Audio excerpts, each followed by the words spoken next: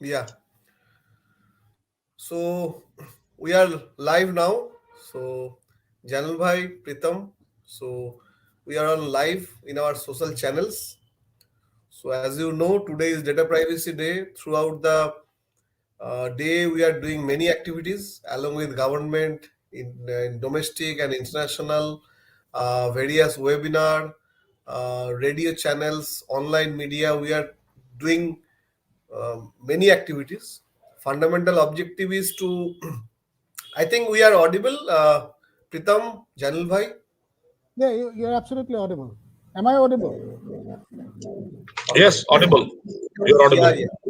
You are audible. And so we have already assembled three of us. Few of our other friends are also joining. So people are joining from overseas locations as well. So fundamental objective today evening is a 9 p.m. is a kind of time zone, which is a kind of a global time zone. So we are going to chit chat among ourselves on data privacy issues. What are the overall awareness globally? What is the market needs, and how we can add certain values? What are the possible consequences? We will have many people from diverse domains, like there will be people from OEM background, people coming from corporate, people from law enforcement background. So we'll have a mixed bag. So formally we'll start around 9 o'clock as scheduled.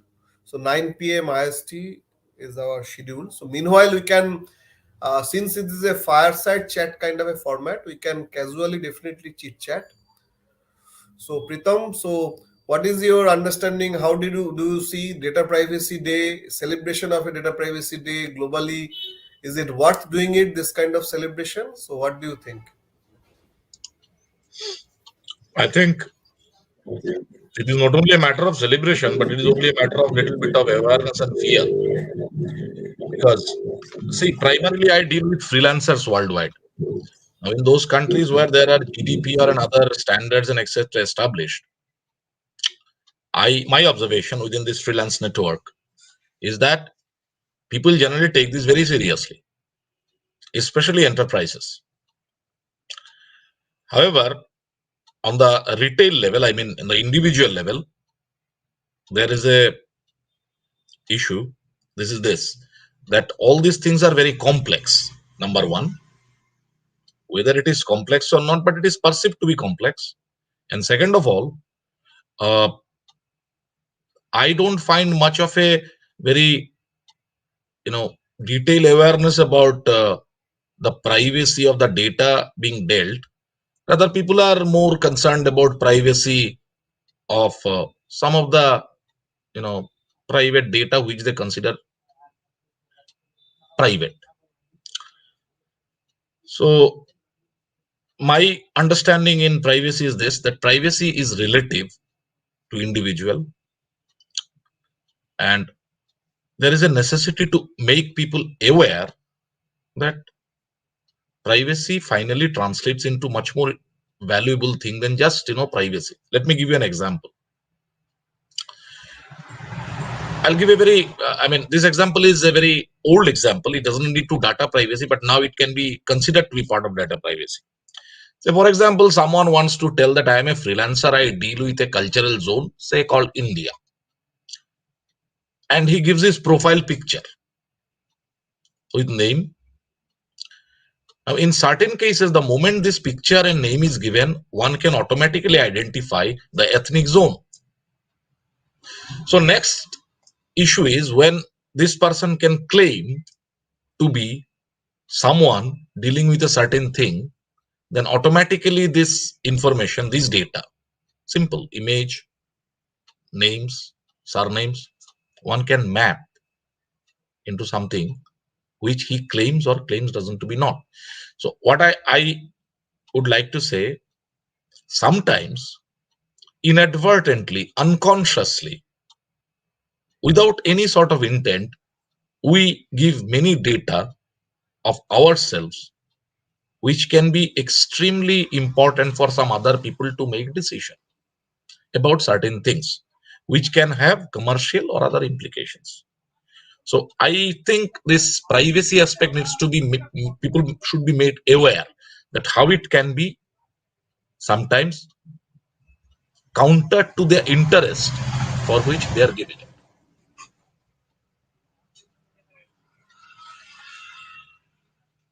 Okay. So so Janil bhai, so Deb is also here. So welcome Deb to this live stream. So we have already started discussing, though formally we'll start at 9 p.m. However, all of our friends are here. So we are just casually chit-chatting what is the importance of data privacy day. So Pritam was discussing on that. From that, Janil bhai, I'll come to you since you are from Dhaka, Bangladesh. So fundamentally, before we come talk about data You are able to privacy, hear me I have seen properly? because today evening, yeah, you Okay, are audible. Rather, we are already live. So we are already live in all our social channels. okay, okay. So 8:45 we've gone live. So though formally we'll start, but whatever we are discussing now, it is visible and audible through all of our audience. So we are trying to set the context right. So what is data? What is privacy? Before we formally uh, start discussing from 9 p.m. So yeah, so Janil bhai, as I was saying, so I have understood majorly because today evening I was also in a FM radio show.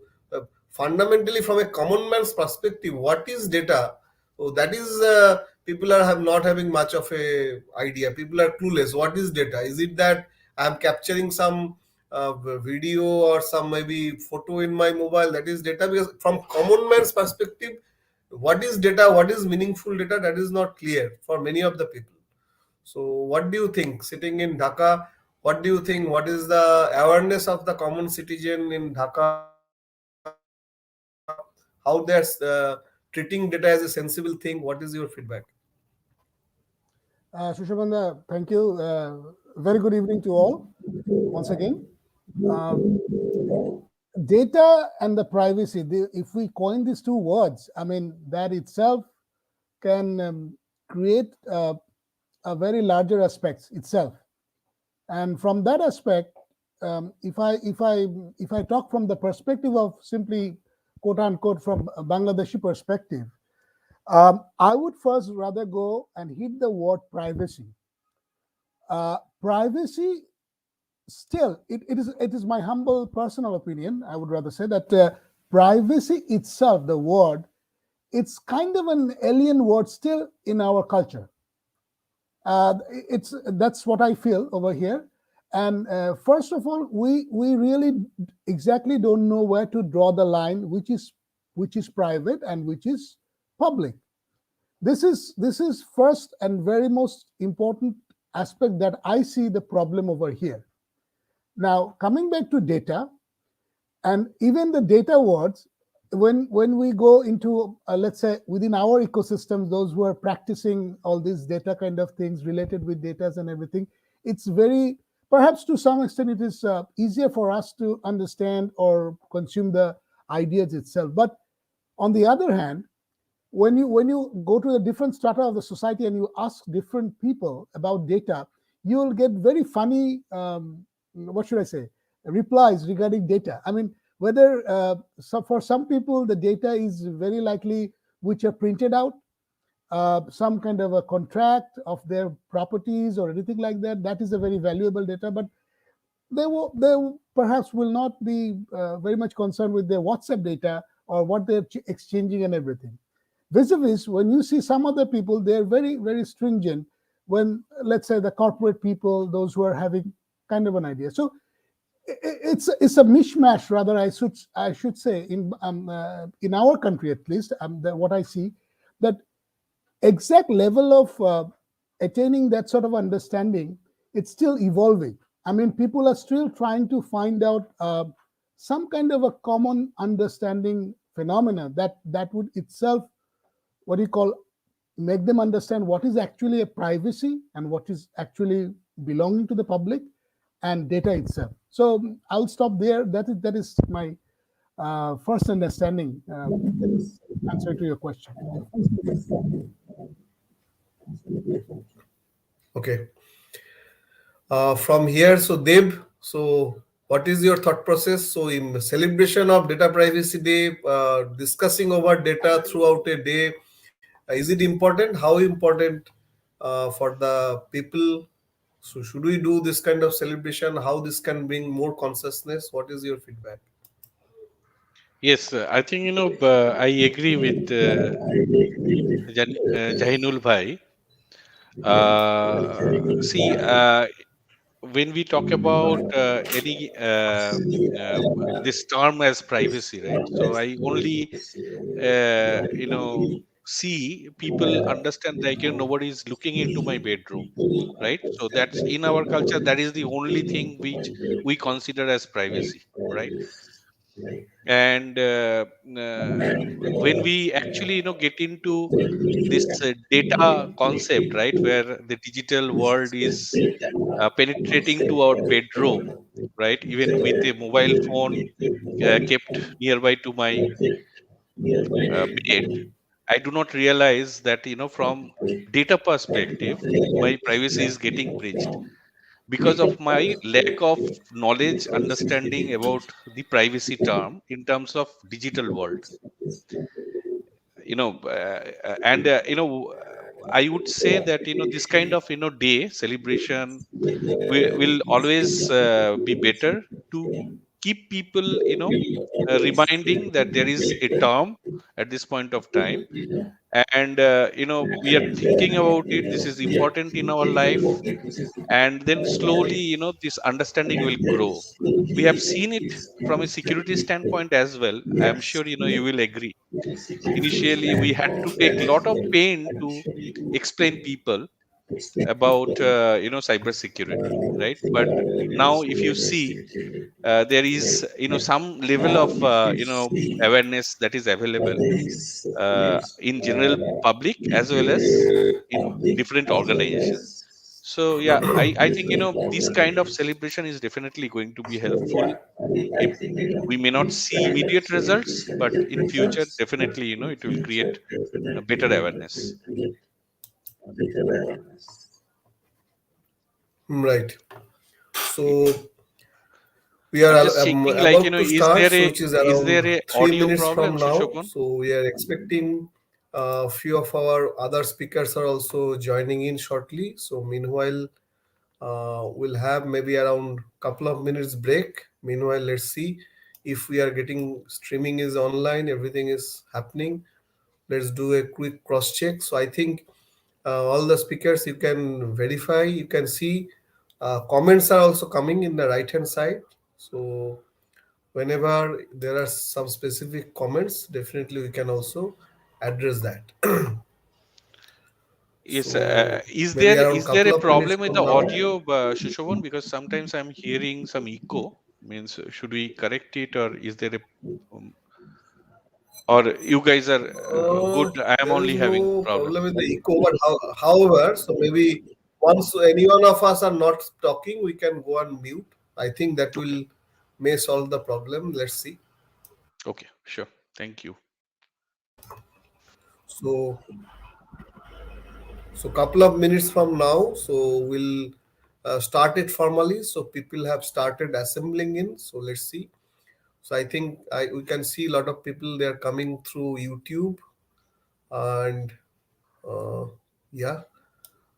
So people are connecting. So let me just see. So if it is uh, streaming over Facebook also. So I think the audience, maybe I can see Shukalpo. I think Shukalpo, Anjali, you are already there. So if you can confirm, is it only streaming on LinkedIn or you are able to see it in Facebook as well as um, LinkedIn pages also?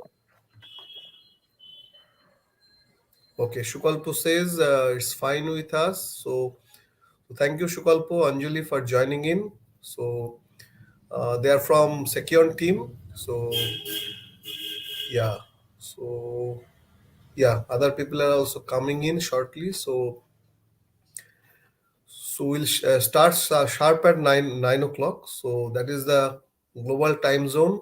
So we are expecting few of our global friends also joining in the audience. We are expecting Mr. Chandrasekhar Pandey, Mr. Sanjay Shahai, uh, These are the esteemed personalities also join with us to discuss about the issue. So yeah, right. So we are sharp uh, at 9 o'clock. So it's good time to start. So maybe again, Pritam, I'll start with you. So as we can understand, you are handling many freelancers globally and a freelance foundation as a community. You are dealing with lot of individuals, lot of SMEs globally.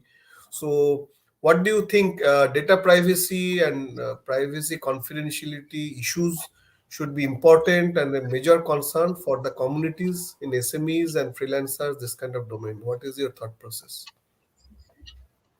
To be very frank and honest, and considering you are not putting this to any enforcement agencies, I believe at the retail end, that means freelancers who are a single person business with very restricted resources, there is not much of an awareness. Second question, many freelancers, especially new ones, in their zeal to get new client, sometimes give many information which presumably breaches their privacy.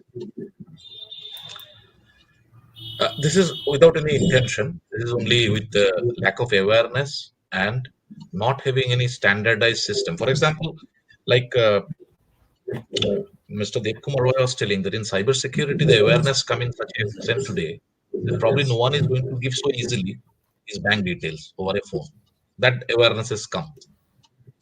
However, in case of my freelancing community, I have seen many times people masquerade as a client in a different geography by very easy means, and they give data.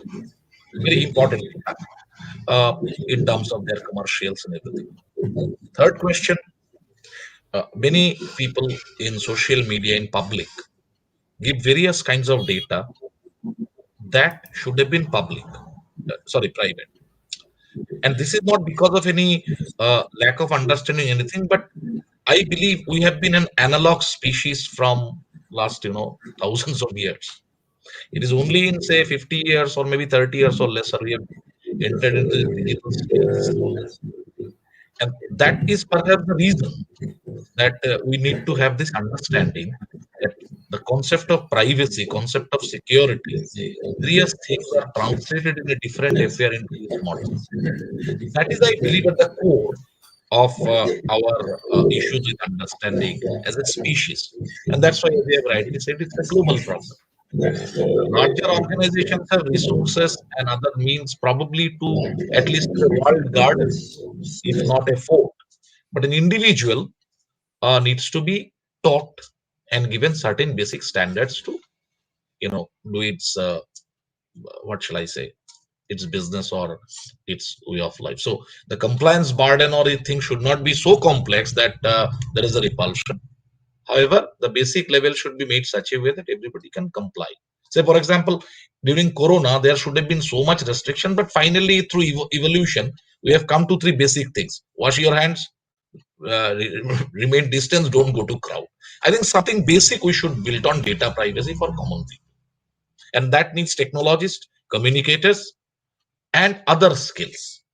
I think InfoSec from the panelists and everybody, I think you have that resources pool. So you can create a small, uh, say four or five lines and can tell people which people will be, benefited. Very simple, four or five ones, other than a very complex jargon, filled in, which actually to a non-initiated makes the head dizzy. Okay.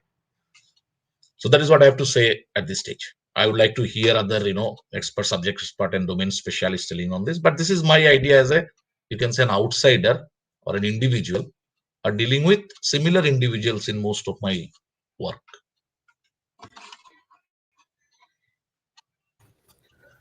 Okay. Thank you, Pritam. So I can see Mr. Sanjay Shah, he has already joined. So, sir, Hello. am I audible to Yeah, you? yeah, 100%. How about me? Can you Yeah, hear you are me, also audible. Shobhan? So we have already Okay. started the discussion. We have Yeah, different okay. people from different geography. Like we can Good, good, see good. Janil Bhai is there from Dhaka. Chandrasekhar Mm-hmm. Pandey is going to join from Boston. So we have multiple people. Very So nice. now, before I go to anyone anywhere else, I should come to you. So from your background, you was earlier in law enforcement. Now you have started your own organization where also you are dealing with data privacy and all. So I wanted to hear from you what is Mm. the present situation in India in data privacy consciousness and what is the present situations if you can enrich the audience on that, so that will be good starting point. So thank you, Sushovan, for giving me this opportunity. And I have been in this field of data protection and privacy for last, I think, 5 years since the time of the Sri Krishna Committee, and lots of other forums I have been attending. But to my surprise, I think we are still in a very, very nascent stage. There is some amount of awareness which is being created, not necessarily from a technical or a legal point of view, just from the point of view that your privacy means so much to you, more from a point of either bullying or putting you to shame and things of that nature. If you come strictly either to the law enforcement investigation and the legality of the whole game, I think we are still a world off. So if you take from your where we started with GDPR, because that was the gold standard and started, I think, on 28th on 25th of May 2017 or 2018. I'm not very clear about it. So from there, if you see, we have not progressed much. So we are just stuck up in a timeline. We are frozen in time. Now, this the data protection privacy is more like a dinosaur which is completely fossilized rather than a living creature which has to grow in a dynamic real time manner. So that is from the point of view of the general public, which has certainly realized by now that privacy and data protection are elements which can impact their life in a manner which is unimaginable. So that bit of awareness is there. Governments have also realized they don't know how to navigate the ecosystem, and as far as the multinationals are concerned, they are completely audacious about this whole exercise, and they feel that this is another wave or another some sort of a movement which will die down. And starting from, say, if not earlier, from 2016 of your presidential elections in the US until very recent times, going through Cambridge Analytica, Facebook, and all these areas, you have seen this thing called social dilemma and this whole encryption business and all that. So that is only for us. It is for even for the law enforcement agency. It is there. See, today there are private agencies which decide whether the data should be shared or not. I think this that's the biggest slap on the face of, I think, governmental agencies across the face of this earth, is not only India, but more so in the underdeveloped and in the developing world. So this is the scenario, and the other part is that we don't have the capability to enforce. If GDPR is to be enforced in a manner it should be, I think it needs a enforcement teeth which is minimum 100 times of what it is available today. So we don't have the legal mandate. We don't have an enforcement mechanism, and the worst of it all, when lawyers and policymakers and parliamentarians and the layman, when they talk about data protection, privacy, primarily what do they talk about? They talk about a law, they talk about authority, they talk about sections, they talk about enforcement, not realizing the fact that actually the animal there in that dark, we have not been able to understand the contours of it, and it precisely happens, vast majority of it, in multinational companies.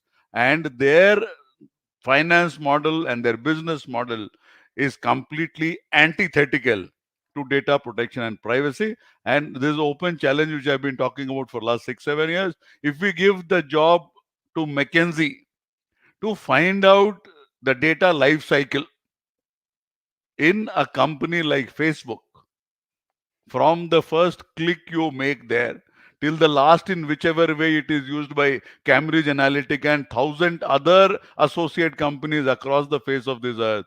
McKinsey with even a $2 billion contract will not be able to tell you that this is where the data starts and this is where the data ends, and it is being used only for these purposes, and where consent is there, where consent is not there. They have created a gigantic technical machine, might be of which they are also not in control of. They can run it, operationalize it, and make money out of it.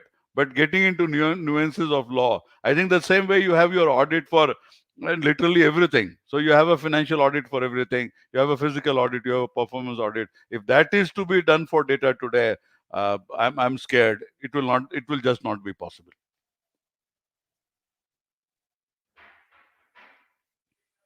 Yes, Shobhan. So you are trying to say things are scary. They So are. from the interesting perspective, from that, Yeah, they are. uh, so I'll come back to you. Before that, from that perspective, so I'll come to Deb. So Deb, you are also in a one of the large corporate, and also you are dealing with organization in Sartin and other things in India.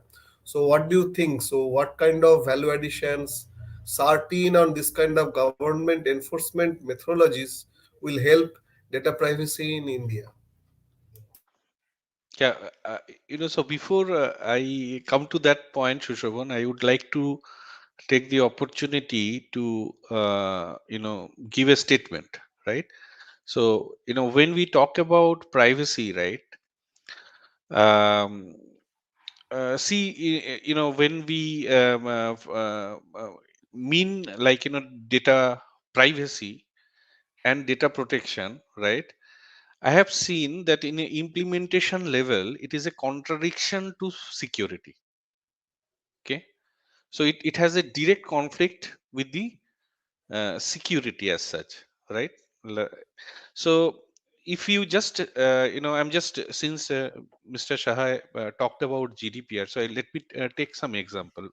From my experience, first thing is that there is a regulation that is available in European Union. We understand all of, and it has sections, do's, don'ts, rights about the data subject. Everything is there.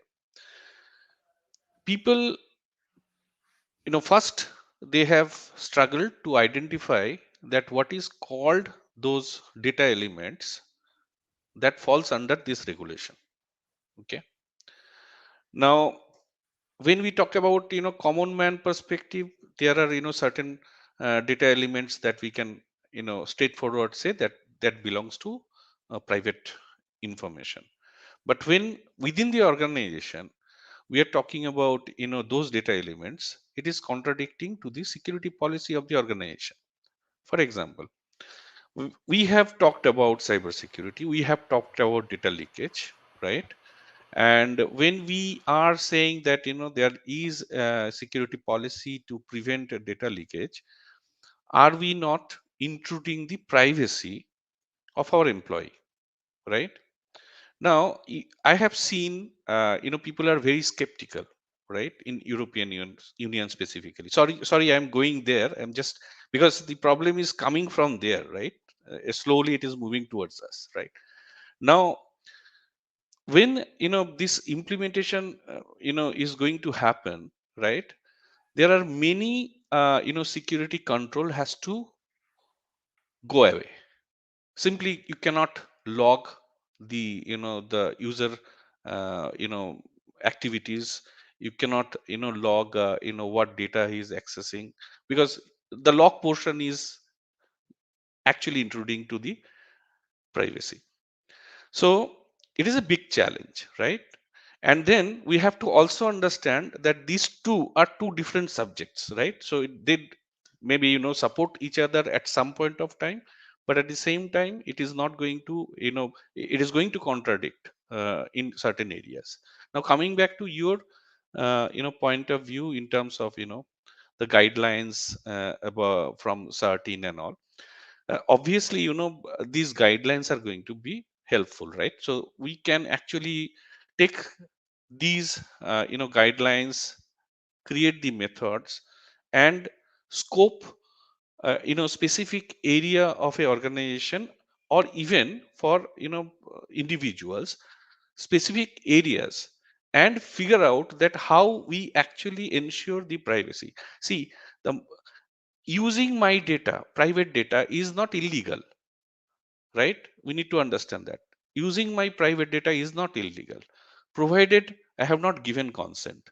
The moment the consent is not there, that becomes illegal, right? And we are talking about the legality of the privacy perspective.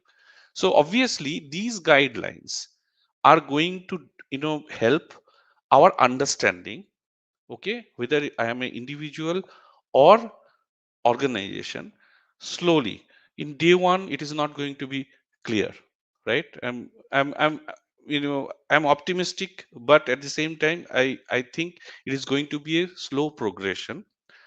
But at the same time, I would say if the organizations are serious about this, and if they think that there will be a regulation and which we have to abide as a rule of law, rule of the land, then they should start initiative slowly, right? It's not going to be a single day job, right? It's going to mature over time, but they should take up these initiatives right now, whatever guidelines that are available and learnings from European Union GDPR, right? If they start slowly, at some point of time they will reach certain maturity level. This is from a organization standpoint. I hope that answers your question from a certain guideline perspective. Uh, Over to you, um, Shoshavan. yeah, thank you, Dev. So we got some interesting words like Sanjay Shah initially he said about scary things. Now you are saying you are optimistic. So so you are not fully confident. The thing, the entire governance, everything will happen or not. So it depends on various parameters. So I think Chandrasekhar Pandey is coming, but somehow it is saying his device is not connected. So maybe Sekion team, Shumon and others, whomsoever is here in the chat box, you can see what is the problem. So somehow his device is not getting connected. However, before we go to the next person, maybe two of the questions already have come in the chat box. So Ravi is saying, what do you think can be basic control from technology, regulatory and compliance should be in place? So Mr. Shahai, you want to answer this? So question is, what do you think Hmm.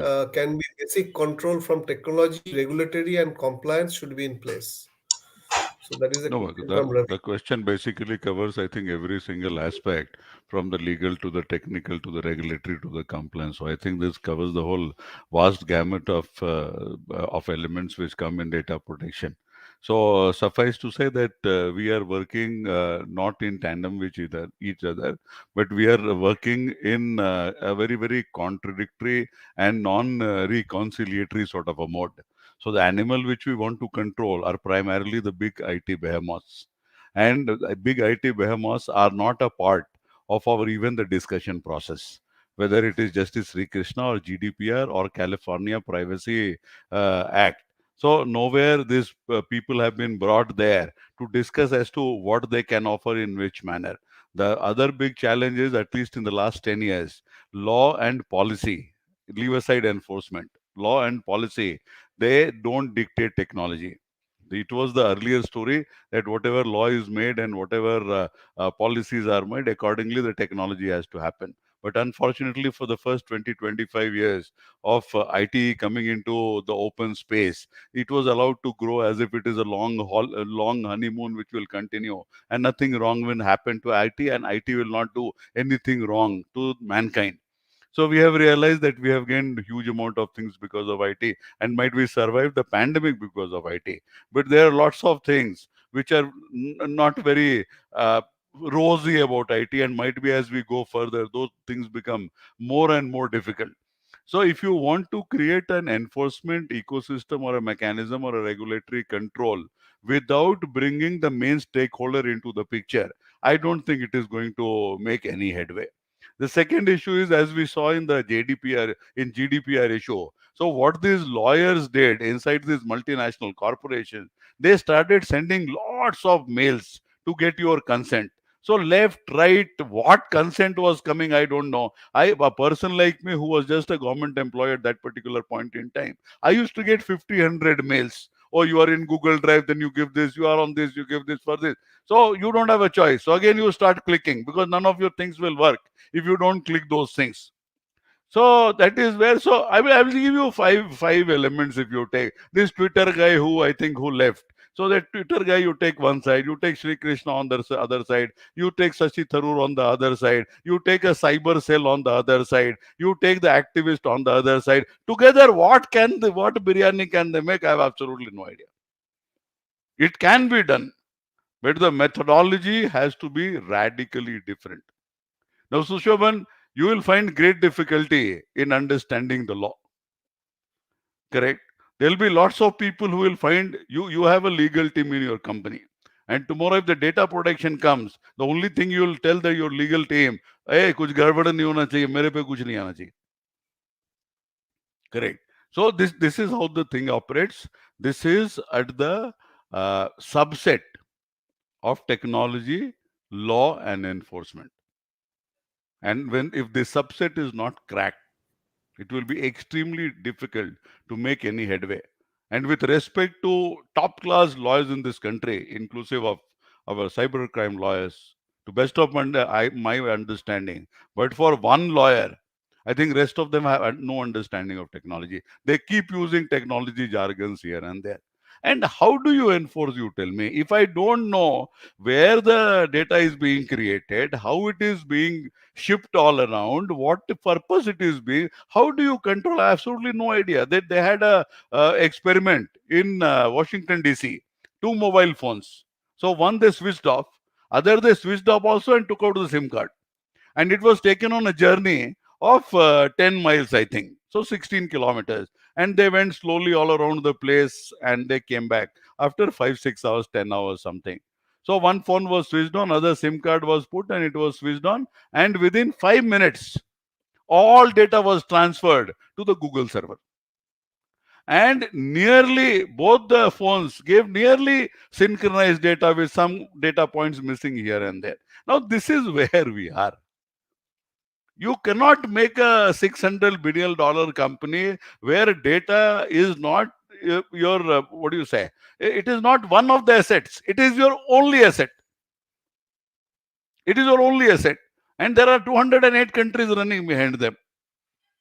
So we have to move in a very, very tactical manner, align our laws, our enforcement to these guys, keep them in good humor. Today, the pujari is not the government. Your deity, the reigning deity is not the government. The reigning deity are these companies. At the maximum, the government can graduate into a pujari. That is the ultimate that they can do. Because you don't have a Lord Durga, a Goddess Durga, or you don't have a Vishnu which is controlling one sector of Indian geography. You have gods there who control the whole world. So we have to align. Those days are gone that these companies are going to align. So that is my looking at things. It can happen the next step if we take the right steps right now, and we get into a very decentralized technology, which means things go in a blockchain model. So that is where this the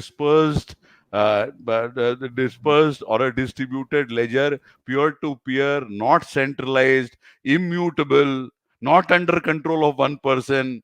So that is generally thought to be the future of data protection or privacy, or your control over that particular data. And this right to erasure, great right it is. Okay, even if you have the right to erasure, you have the right to erasure on your laptop today, also on your mobile phone today also. What does it mean? You are saying localization of data. Okay, you keep localization of data. You have that data in a server in Bombay. Who in this world can check that the data is not being mirror imaged in Iceland? And will Google listen to you that they will not transfer data across their 13 huge data centers across the face of this earth? I'm just raising a few questions. I have solutions also, but those solutions for the last 5 6 7 years.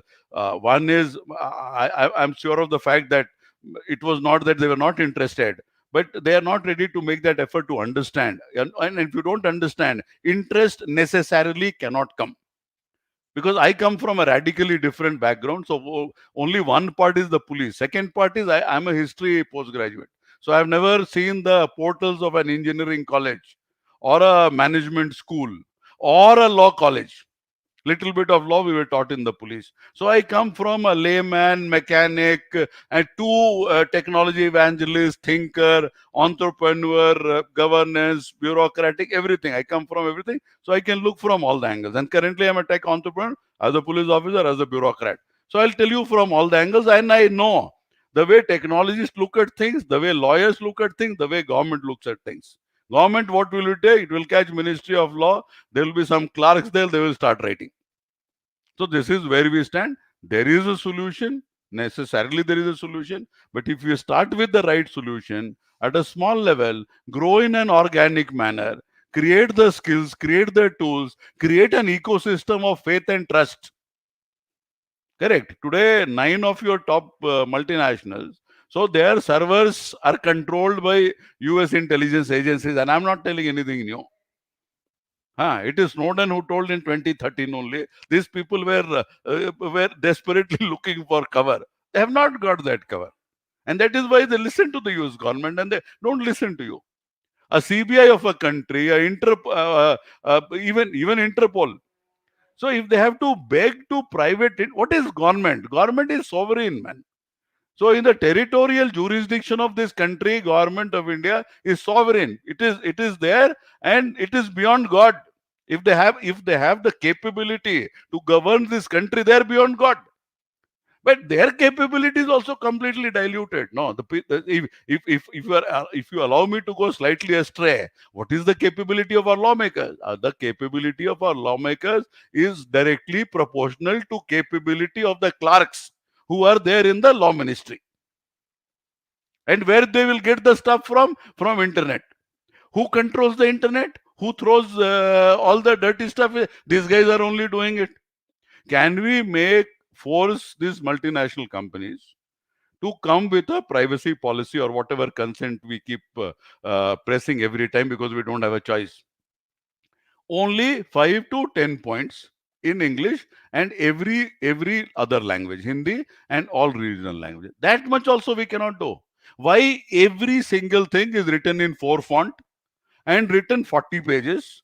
The standard thing which is told in the US, that the number of consent which one individual gives in a year, if he is to read those documents, it will take 74 full days, which means 74 into 24, and still that guy will not understand anything because it is not understandable. It is not meant that you understand. You just give consent. Tomorrow there is an issue. There's a whole battery of lawyers. They will take care of you. You gave me a long question, Sushova. I'm sorry. So I took some time. No, no, it's a wrong question. But one of the key line you said, so we'll have great difficulties in cooking the biryani. So that is again, it's makes all of us scared. So from this angle only, I'll come to Janul Bhai. So what do you think? What is happening in Dhaka and Bangladesh? Is it also the same situation? Make cooking a biryani is that difficult? Sitting in Dhaka, what is the situation in Bangladesh? All I can say that the biryani from Dhaka is very good, very delicious. Anyway, so but the jokes apart, uh, well, I was hearing Mr. Sanjay, and this is really mind-boggling stuff that he brought in, and afterwards adding some points regarding where we stand. I mean, I will stick to the very basics. What we are observing in Bangladesh.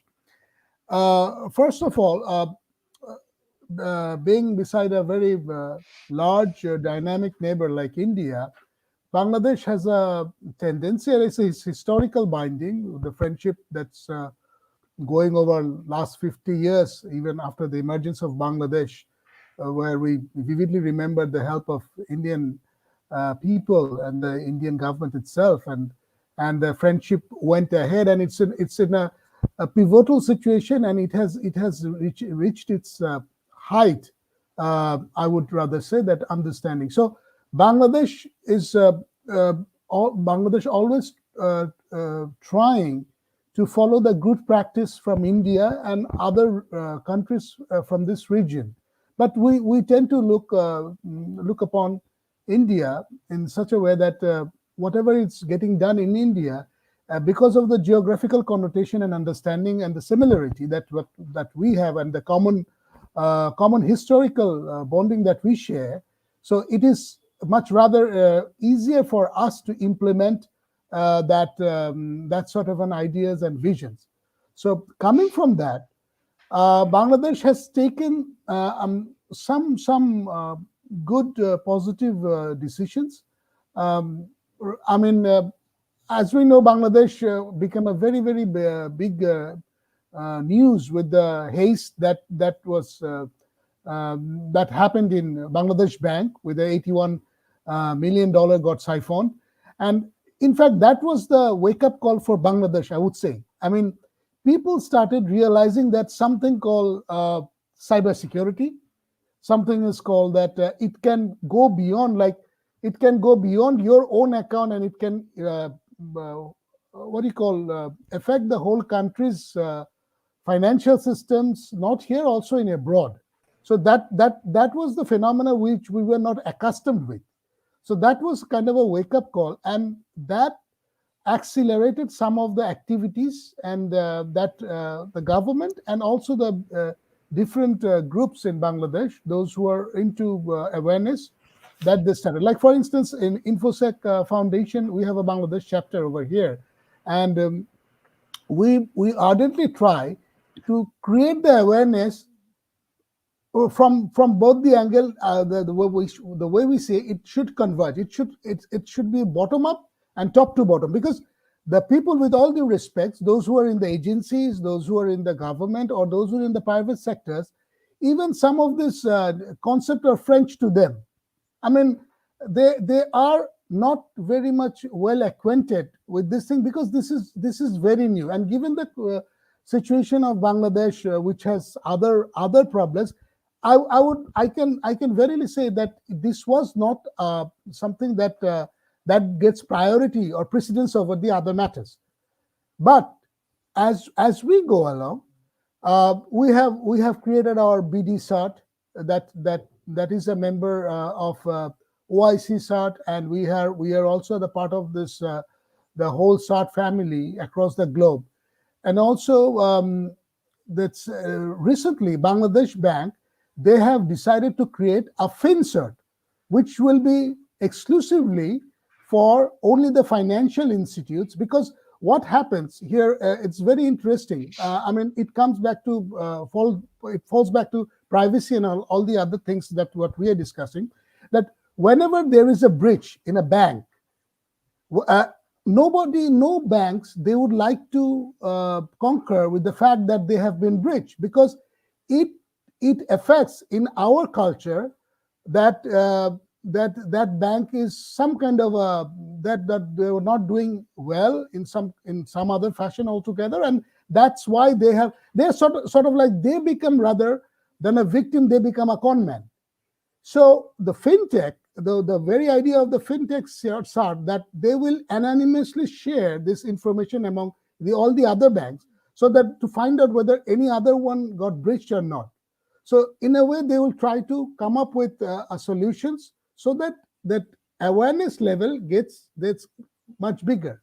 Similarly, when you come to the, I mean, I like the Pritamda's word, the retail labels. I mean, if I call it that, with the mango people, Am Janota, uh, what is the awareness? I mean, as I said, I mean, when Devda was telling that privacy means in Bangladesh, or in our very religion, if I call region, sorry, uh, like looking into your bedroom or peeping into your bedroom, and if it's violated, then privacy is kind of compromised.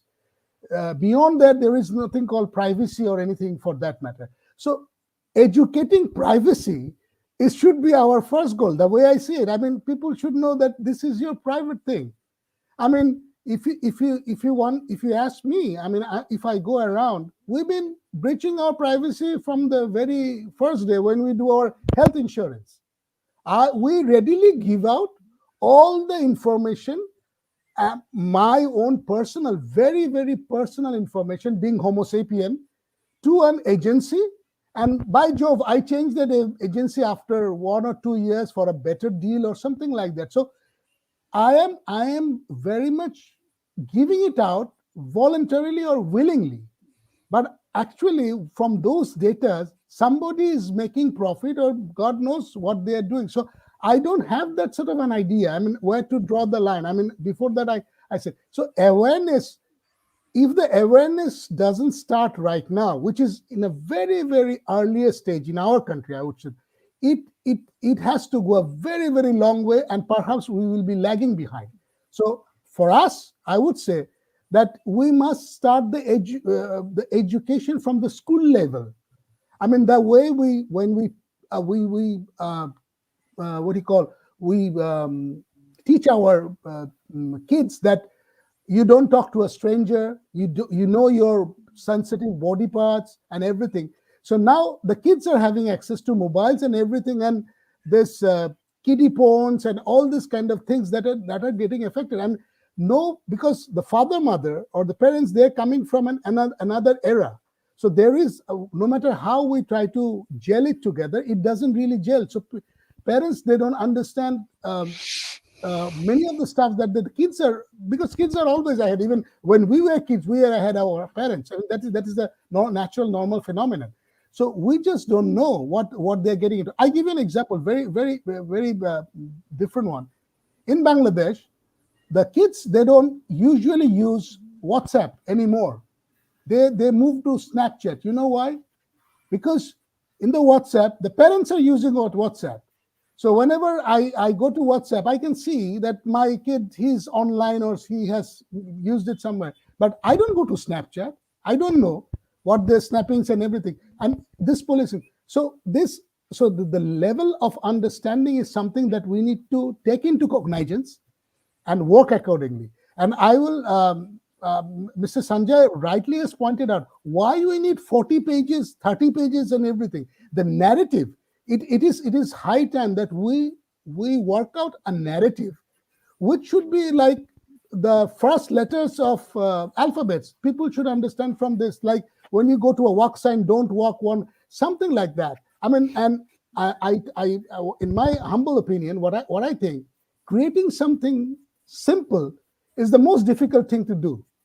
I mean, when you come for the, I mean, when you go across the communication barrier and try to access the other people with a very simple language, but yet you would like to deliver a very strong message, this itself is a daunting task, and we should boil down to that. And I would earnestly request in my country, those who are working in this field, that we must build a new kind of a communication tool so that we can disseminate this sort of information.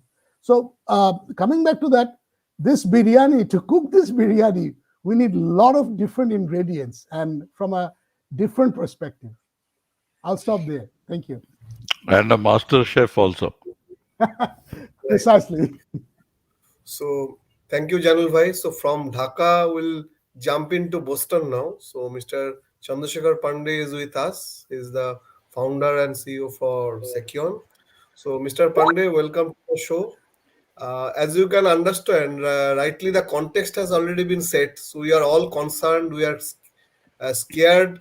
We are not able to understand. We are means all of us, all the audience, everywhere across the globe, people are concerned about data privacy. But most of the time, we don't have proper solution. We are not finding out because since the market is competitive, we are also looking at technology solution in a cost competitive way. So as you come from a technology company, so firstly we would like to understand from your side, so what kind of technology solution you are bringing in which is trying to help this kind of data privacy issues, data risk, and how it will help organization to improve their cyber hygiene and help them to have some solution techno commercially beneficial way. So what to you, Mr. Pandey?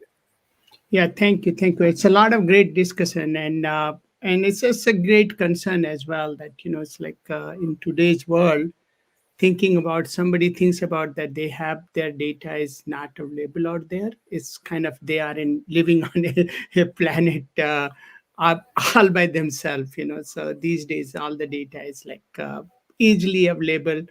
You don't have to be pretty. What do you call is like a sophisticated kind of like a person to get that. So that's like as Mr. Muhammad and Sanjay was talking about, is easily available. From our company point of view, what we do is Sekyan is a cybersecurity platform where we bring all of your identity, which we are talking about from the right now. We are talking about from the privacy point of view, as well as like we take all the activities which are happening in your organizations, whether it's on-prem, cloud, remotely, and all that. And then we take all the kind of like actions which are happening in the real time, and we detect the threats. So basically what we have is we have a platform which you can think about it is doing your same sure user entity behavior analytics, machine learning, AI, network kind of like behavior analytics, traffic, and like any raw traffic it can analyze and all that. But at the end, what we are trying to do is we want to give you complete comprehensive visibility of your whole organization, what is happening. Not only just from the security point of view, but from the operational point of view, who is doing what, when, and all that in there, then proactively detecting the threats. And the same time, it's a threat detection is one thing, but then kind of like eliminating, containing the threat, and keep on improving your cybersecurity posture. And then you have all the compliance and everything which was being discussed as well. But from the privacy point of view, are tracking the identities and all that in there, and what you do with that definitely is like it's really a serious issue that hey, if you have to meet some of those requirements, now those information should be exposed to only those who are accountable and responsible to saying that, instead of having it readily available to everyone out there. So those are set of those the filters which are applied, that who can see those information. Because if you are working in an organization, just like give you example in today's world, and which Mr. Muhammad and Sanjay has talked about, that you have so much computing power, and then all that information, the memory advancement as well as the storage advancement you have, that you can analyze billions and billions of events every second. So nothing can be like, if you had talked 10 years back, that was a challenge. But these days, you can see a lot of things in the real time, and you can analyze with the compute power which has come into the last 7 8 years to bring that into the like a forefront. And that technology is like available to the good people as well as those who want to take advantage of those data as well. So just we have to keep that in mind. From our solution point of view, especially like a lot of companies are also trying that, hey, even in the organization, we see everything, who is doing what, where they're coming, what they're up to, and all that in there from the security point of view for that organization. But at the same time, that data should not be available to everybody to see it. There should be only few people who can see it on the need to know basis. It should not be just easily available that hey, you can analyze that a particular user or uh, the host behavior and just make it kind of like exposed to everybody there. So there are definitely a set of policies you want to make sure they are being enforced. But at the same time, one thing is also very critical, which is industry talks about it, but it lacks a lot, that who is able to do what, and that should be tracked as well. So that tomorrow, remember you Mr. Muhammad had talked about that there was a big kind of money was moved into the bank through whatever the process, it was swift or whatever, that was compromised. But at the same time, you have to keep in mind that who did what and all that is also critical, that you have a solution which is monitoring. So if you want to look at like who was the enabler and who did it and who was behind it and what that kind of trace was behind it, you should have all those data recorded as well in there. So one thing I do want to make sure that even for the anybody, if he thinks that hey, they are doing activities which cannot be monitored, uh, and they think that on their machine they don't have anything which is kind of logging it and all that in there, it can be monitored outside from there as well. So just be kind of aware that hey, If you think I have kept my machine clean in there and my activities are not being monitored, you are in the illusion, because anything you pop your head and do anything, all of those telemetry is being monitored. If you have a right set of the solution, is being monitored and all that in there. So that's something I just wanted to point out. Even in our solution, previously people used to just look into all the logs and all that in there. We can monitor it even without getting the logs as well. If we have logs, we have much more like forensic view in there, and we can see when process is started and all that in there. But if you are taking actions, we can monitor it from outside as well. We don't have to be sitting on your machine to do that. So that's just like in the nutshell. It's like you always have to be careful that anything you do in the digital media, you should assume that those are being monitored and there can be kind of reproduced anytime if it is needed. you know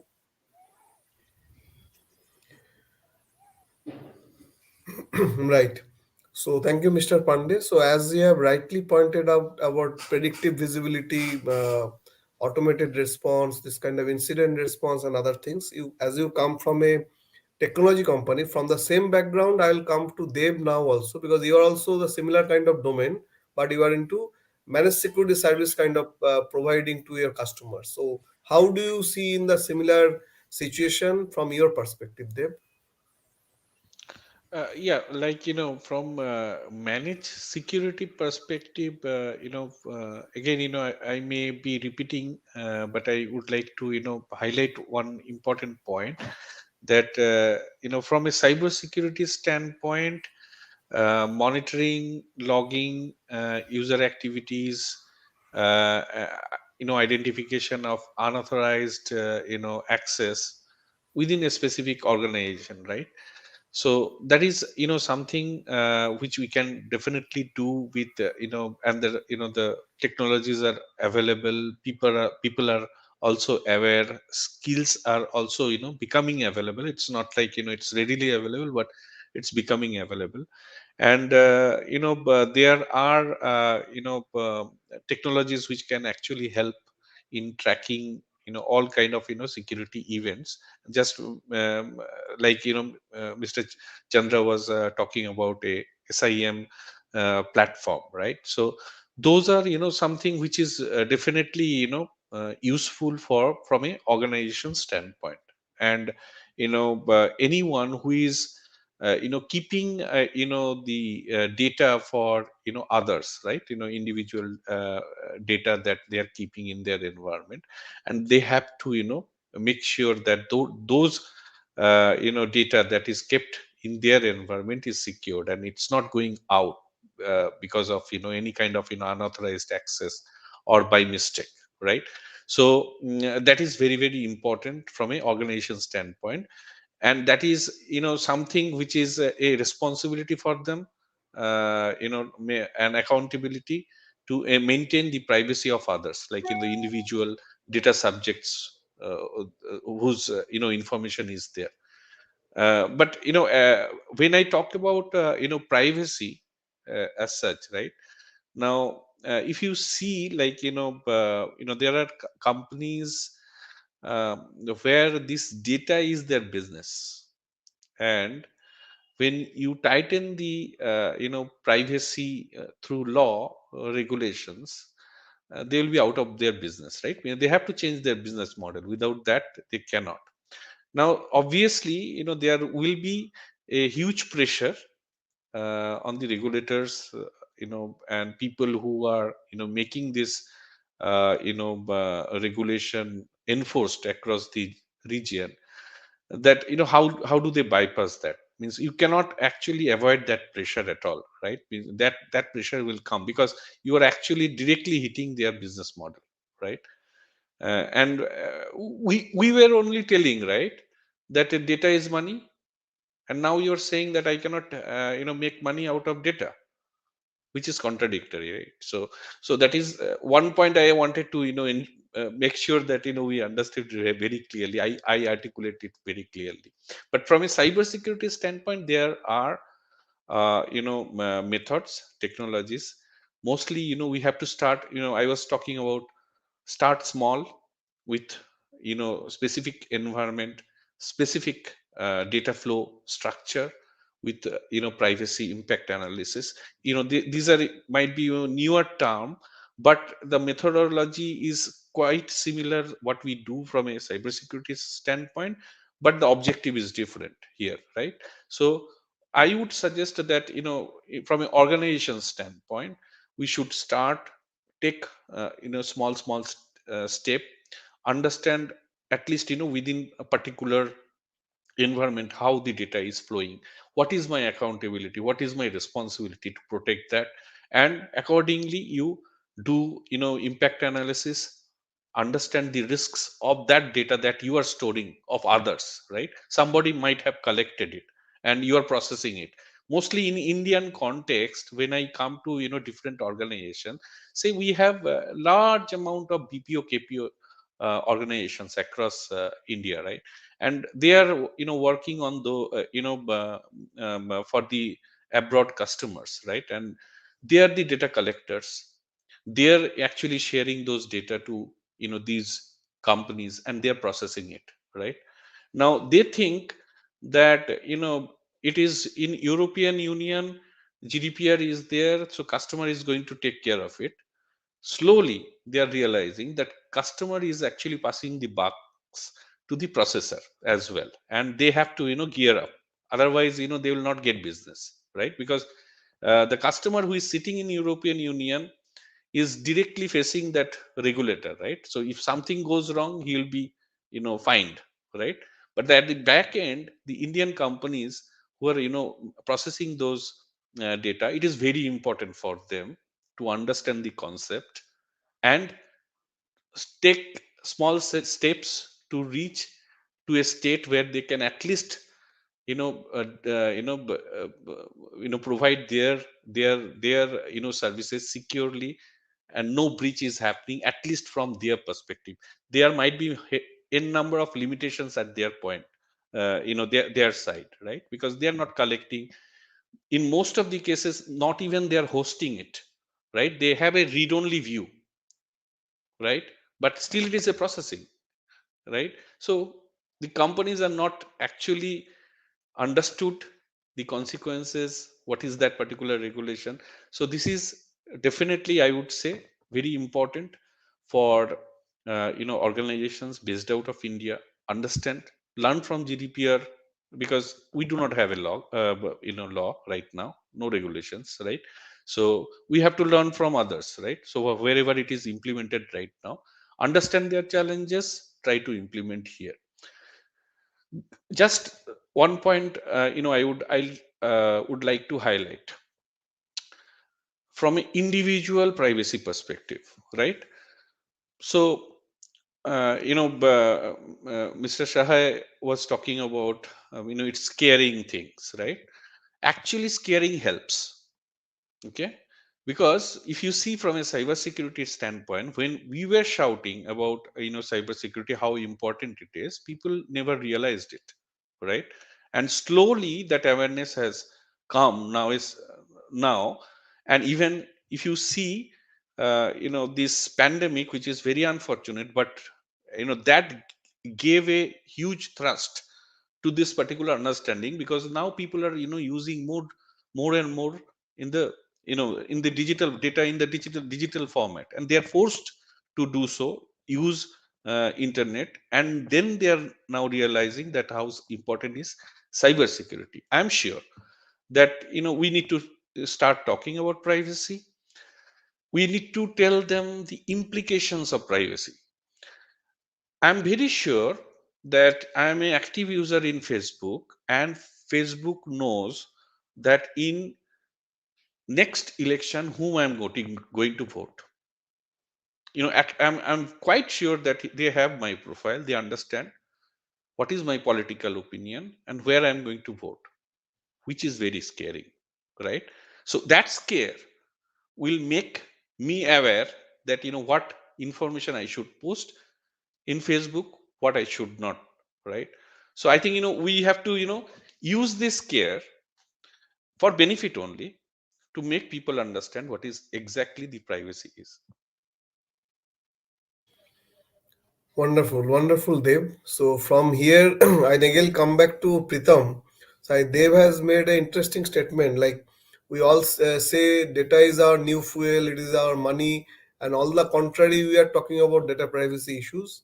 And on the comments, Ravi has made an interesting point. He said, in my view, business and markets should stop seeking people as commodity or selling object. If we can stop this, any technical process and compliance control won't work properly. So I think Pritam, you can make some interesting comments on this because you are also handling many international customers. So what is your viewpoint on these points?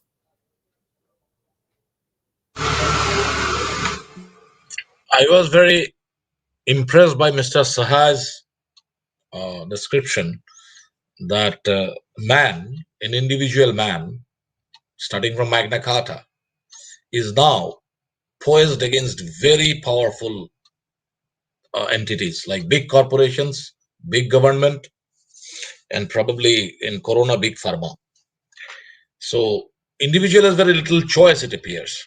I mean, philosophers, you talk about GDPR, I read philosophers of Europe, and they are more or less very, what shall I say, very pessimistic, like Arthur Schopenhauer. Uh, I think this, I mean, in my limited opinion, I believe the greatest problem is the temptation of the devil, the temptation of the free. I mean, Adam and Eve story, the apple was probably free by the serpent. Probably free because we don't hear anything about any money being paid for the apple, the original sin. So I think the modern sin is the free. That is my very uneducated and non-expert view that free is dangerous.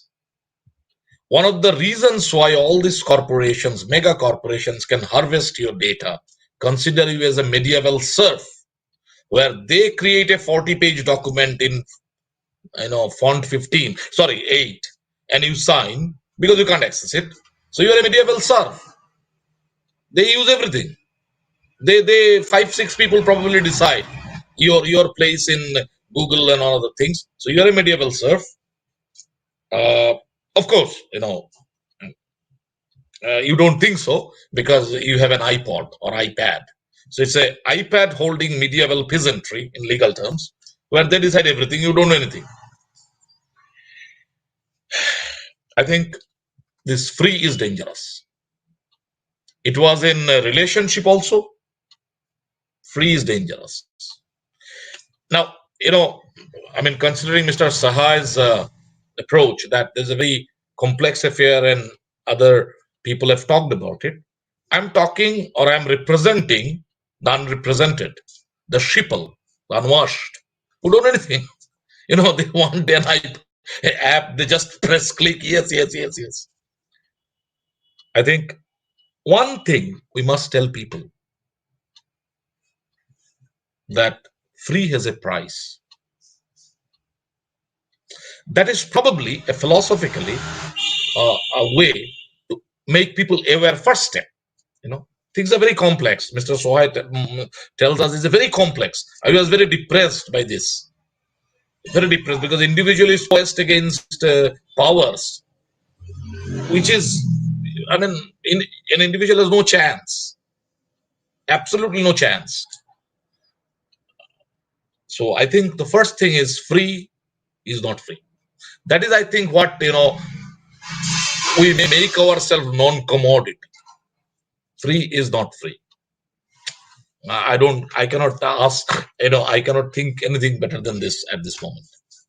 No, Thank I you. think, it's one thing I wanted to add to Pritham point, because he brought up this concept of free and how the human mind has been trained to kind of like over the evolutions and all that. Anything it sees free, it just kind of say there is no risk involved, and then it jumps onto it. That's right. And if you look into, there is like a lot of research. This is not only for like the people with the very highest IQ. Even they see a free, they forget the value of even what the bigger kind of like things they can get it for some more money, just a small amount of money, they forget about it. So see, there is a very good book actually on this one, and even the professor himself, Professor Ariely, he used to teach at MIT, and he did some experiment with the Duke and all that. Now he's at the Duke Business School. Predictably Irrational is his book. He keeps on updating it, and he did an experiment, and that experiment, it's like even he applied on himself. He has to buy a car, and the dealer said that you'll get a free 4-year service and all that, and he ended up buying that car and paid probably another $5,000 more to buy that, because that was just like, hey, something was free. And he shows a lot of things that, when you say something free, people make irrational decisions. Okay, and that's what you are pointing out. All of us are trained in our whole evolution. It's not just like today. Over the thousands of years, that anything you free, you say that you take that kind of, there is no risk involved in there. So when you mention about that free part, it kind of came to immediately my mind that I never forget about, because there is like very good example he has into his book, and we kind of experience it every day in our life. And you see, whatever is free for you, other person is taking that data and realizing the value. One thing I wanted to point out, it's like a lot of time people confuse the industry about that. Okay, data is like a new oil and all that in there. It's a new oil for whom? New oil for those people who are collecting all the free kind of information from you. You think you are giving, they are putting infrastructure for you to come in and give you all the information, take little value, but you are giving them all the information. And you see, if you look into the big kind of a picture, you have to look into the economic value created. That's right. And if you look into the economic value created, that is not changing a lot, because that is like whatever people have to spend their money and all that in there, that's what they are going to spend. A lot of sudden, you don't have some extra money coming in there. It is just shifting from one either organization to other organization. That's what is happening in there. So a lot of time, what will happen, there will be shift of the economic value, but total economic value created is not increasing substantially. So a lot of time, like it's like you see that kind of media and then corporation, they will kind of play a game in there, but society point of view, there is not a lot of changes happening and all that in there. And a lot of time people just miss all that together, that hey, uh, society and the whole community point of view, there is not a lot of value being created. But what is happening, there is a shift is happening, that the small guy, he used to kind of like market into his own, and he put some poster and all that. Now those things are happening on Facebook or Google is getting that money. Now that guy does not get it. That's what has happened. The money has shifted from the small guy to the big guy, instead of like all of a sudden there is extra money has come in there and all that. That does not happen.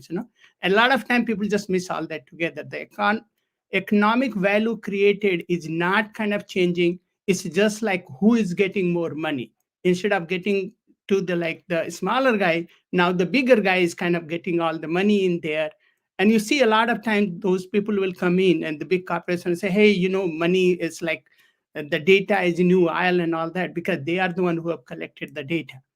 That's right. I saw some of those big corporations from India, they were talking about, and the US people are very careful, because they don't want to, because see what happens in one of the things which was discussed earlier, that a lot of time the regulation comes in, and regulation comes in to just shift the economic value created from one side to the other side. So sometimes those regulations have a lot of kind of like, it's not that they are creating additional value and all that, that whether it is a corporation is getting or whether the general public is getting, consumer is getting this, right? So that's what happens in the industry. Like when you shift it or you kind of put some regulations are good, other regulations are not good. And that's where it comes into, is like how you realize that when is the point to insert those regulation and shift the value around, instead of just kind of like having it run on its own course, and then you have that value being derived by only few people on the top. So that is what you have to kind of make sure the government entity and all that, they have those people to kind of sift those value creation from one side to the other side, and so that extra surplus is coming to the consumer side instead of going to the corporation side. Yeah, yeah, that was just like, it was a very interesting point, Pritham, you brought up. So I just wanted to add something. It popped in my mind immediately that, hey, what happens in the industry in general? Yeah, thank you, Mr. Pandey. Thank you, Pritam. So from here, since we are talking about regulations and policies, and someone also asked a question in the chat box, what are the major points that we might like to see as a inclusion or modification in Indian cybersecurity policy? And also, we will be curious about what happens to our data privacy bill. So maybe I'll come to Mr. Shahai. So maybe if you can put some light on these points.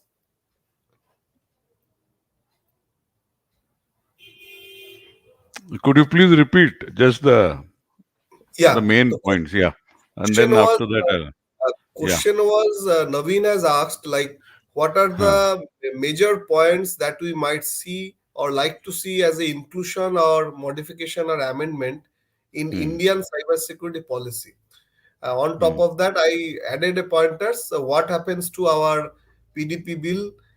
What do you see? When do it will take bar? Because it is dragging for quite some time now. So everyone in the community, they are conscious, because we are talking today also, like there is a GDPR, there is a SOC 2, CCPA, various kind of guidelines globally.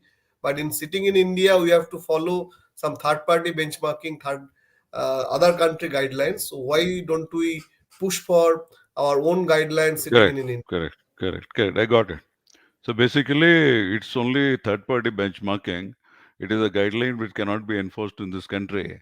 And of the people who are catering to the European market, I don't think even 3-4% have the capability to really cater to the GDPR guidelines.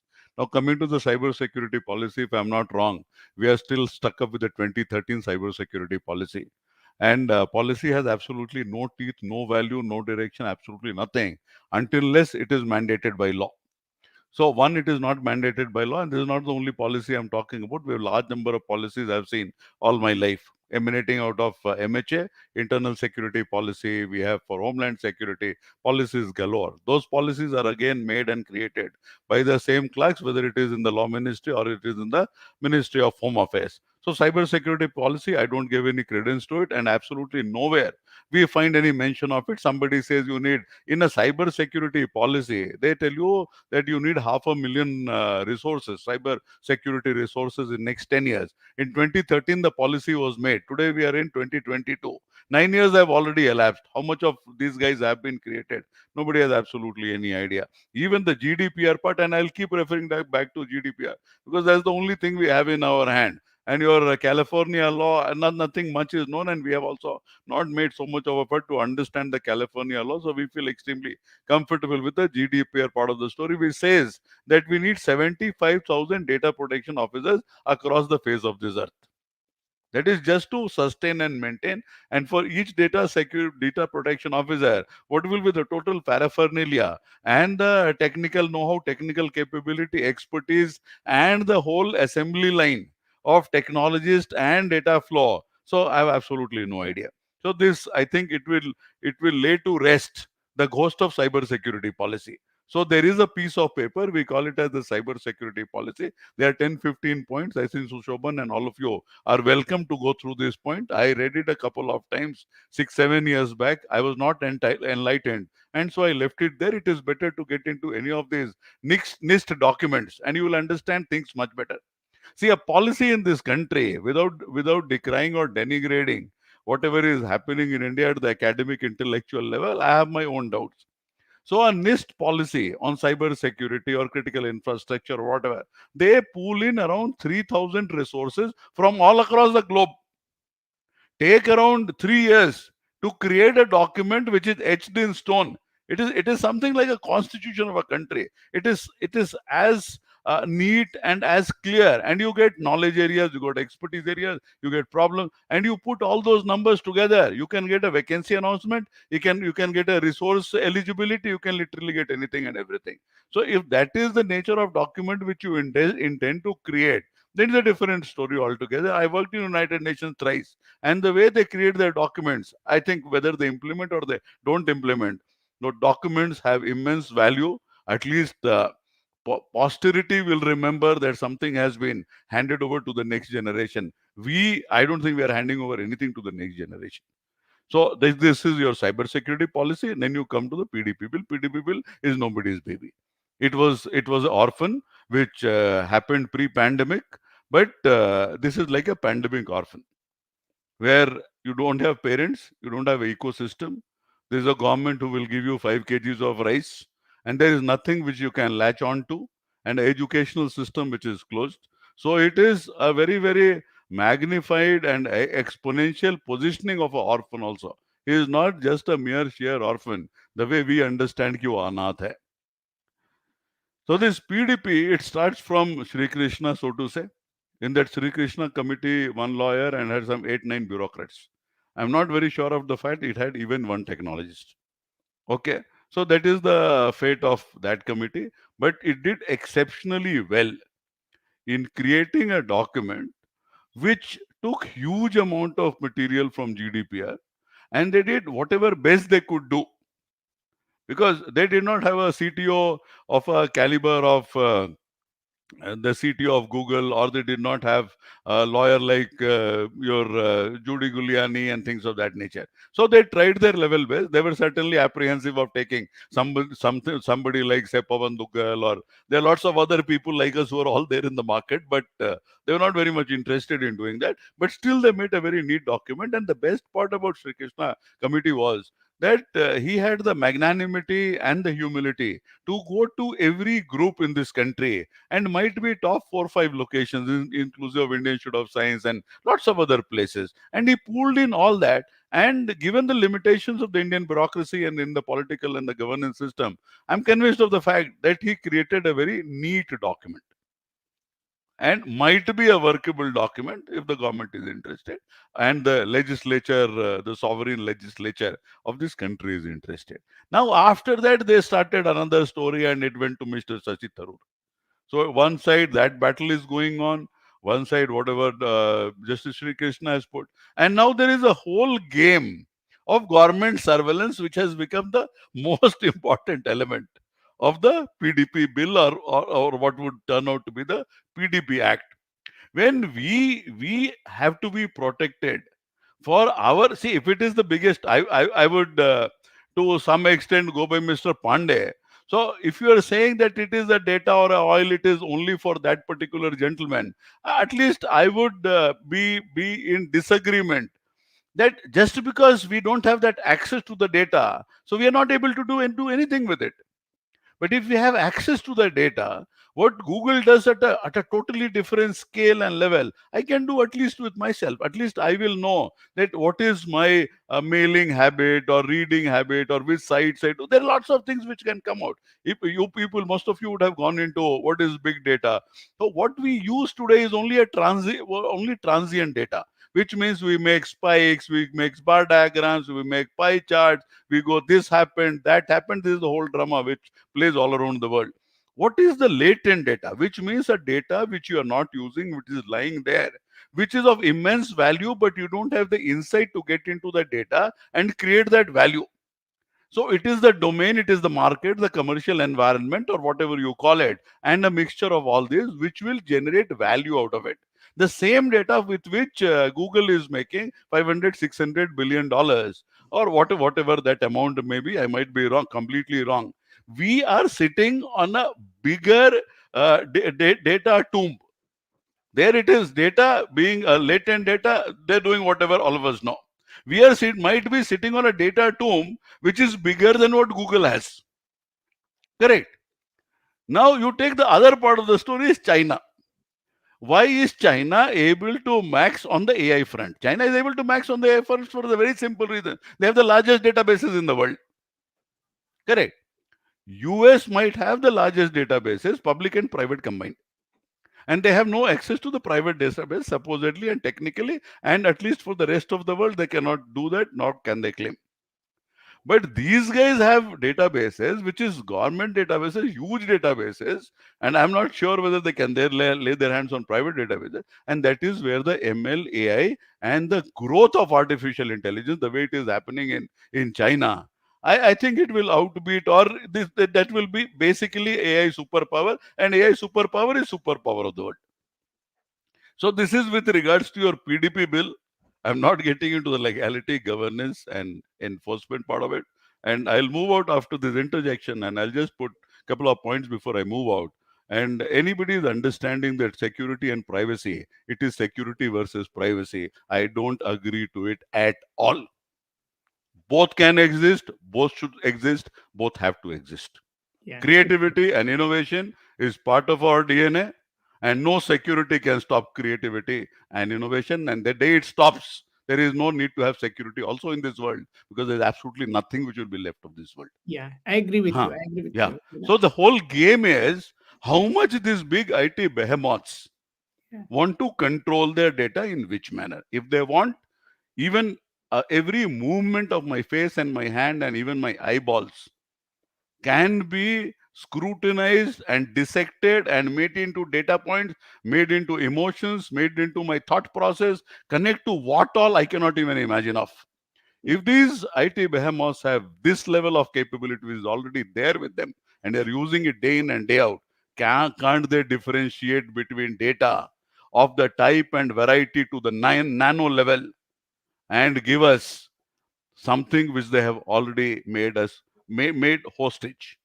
So our data is hostage, and if the data is oil for them, it is data for. So in the very same manner, Mr. Pandey, if oil is for the sheikh, it is oil for us also.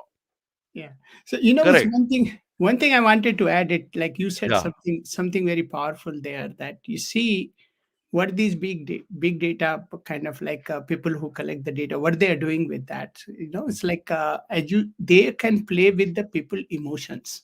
Correct. So you said it very well, because see, you know there are certain platform, if people start losing the interest in there, they will put a kind of like set of the things in front of those people, and they can engage them, See, because I've seen.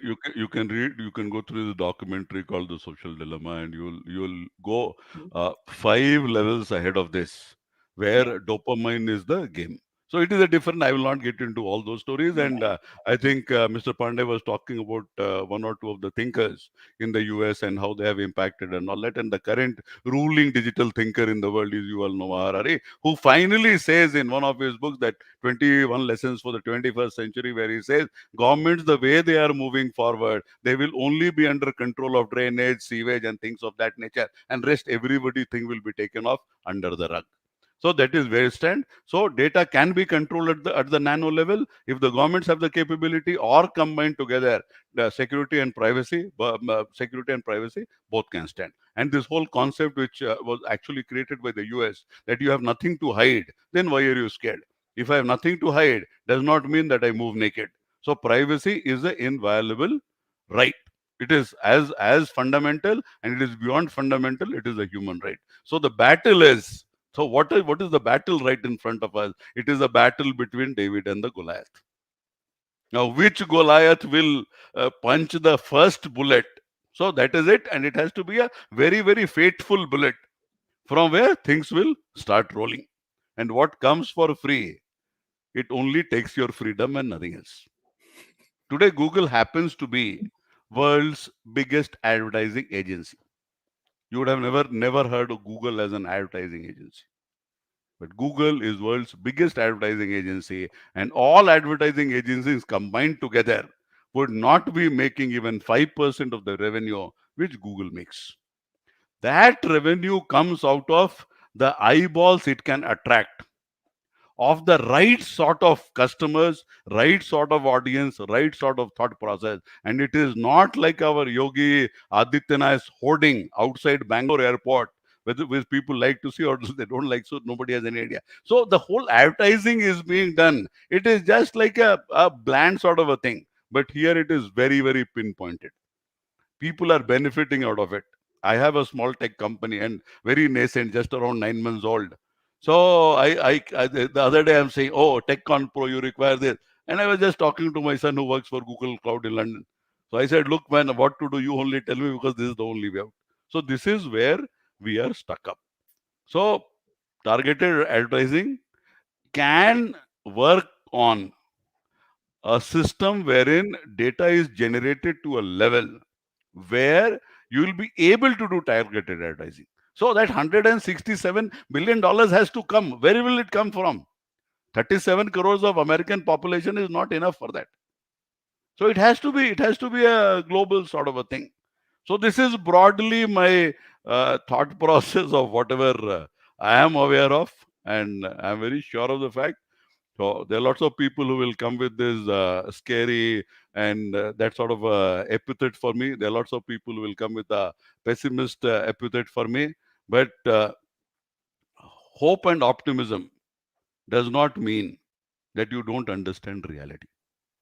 Otherwise, you'll become like the Indian politician and the Indian electorate. Thank you.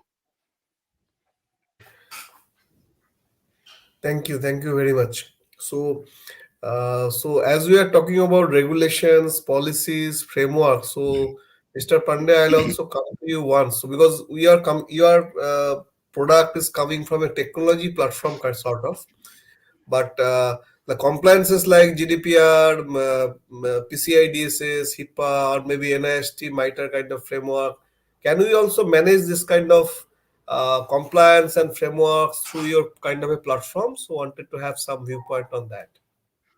Yeah, that's a definitely is like part of the platform, because we have to kind of put those things into the perspective and track those, and then also generate kind of like live reports. Sometimes you can have a compliance report coming in there, and the compliance is one of the things we always have to keep in mind. A lot of time the compliance has become is like, okay, hey, you do a kind of a check in once a year, once in a quarter, and all that. Instead of that, now it kind of is really critical that with the power of the platform, you can do into the real time. So all of these compliance you're talking about, whether it's the GDPR or NIST or MITRE attack framework for the detecting the threats and all that in there, those are done into the real time. And it's really critical that if you don't do into the real time, then by the time you figure it out, your data might have gone already. That all you have the information about the people, you are recording those for the PCI DSS point of view, or even for like you have like, there are many breaches we were talking about, that when you are collecting the data, as Mr. Dave was talking about, from the about the people's or organization, you are making a call and all that in there, those data can be accessed. Even the access by the inside, people may not be allowed, but they are accessing it, and you don't have a right set of the control in the place. You should be able to check those out and make sure that it's not being used for what it is not meant to be, and all that in there as well. So definitely the platform has those capability in there as well. In and Miss, one thing I wanted to point out that some of these browsers, we are using the browser one right now. That's right, and this browser is doing a lot of trick right now, because we monitor ourselves, and I was having a hard time getting this browser to work, because what it was trying to collect is like, hey, our platform was saying that, hey, this is trying to do all these things in there, is inserting this information. So probably like 15-20 minutes I was saying, "Hey, what are all the information it is collecting about us?" So so you see all those things, it's like going on in there. And so we definitely now, if you see, it's like we'll go into and look into the history, what are all it has collected, at least from my machine side, I will know all about it. So that capabilities are there. It's like one of the things everybody talked about, that when you are clicking and giving the privilege, and you are agreeing to everything, they start collecting everything on you. That's right.